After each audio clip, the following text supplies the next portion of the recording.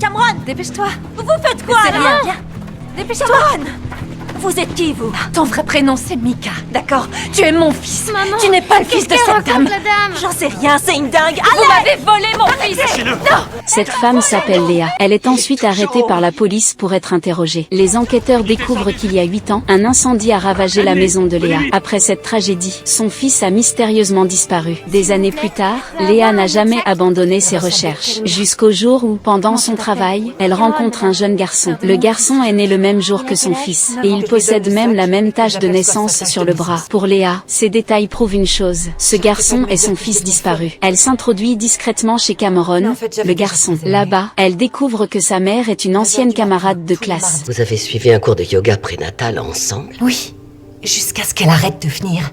Je me rappelle que les autres mères disaient qu'elle avait eu un problème pendant sa grossesse et qu'elle avait perdu son bébé. Alors vous vous êtes dit qu'elle avait peut-être volé le vôtre? Léa devient alors encore plus convaincue. Elle pense que cette femme est celle qui lui a volé son fils. Elle veut ramener Cameron chez elle. Elle veut enfin retrouver son enfant perdu. Vous me prenez pour une dingue? Non. Le lendemain, Léa décide de chercher des preuves. Elle veut confirmer leur lien de parenté grâce à un test ADN. Elle décide donc de déterrer secrètement la tombe de son fils Mika. Mais Gary découvre la scène. Furieux, il se précipite pour l'arrêter.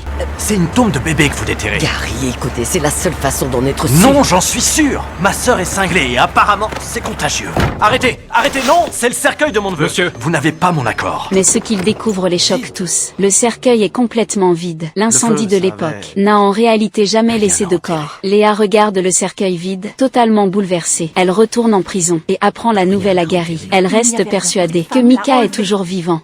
J'ai les résultats du test ADN. Il y a correspondance. Une correspondance avec quoi? Vous avez dit qu'il n'y avait rien. Nous avons fait un autre test que celui que nous avions prévu.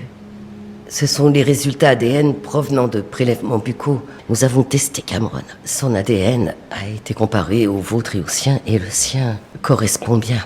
Mika est parti.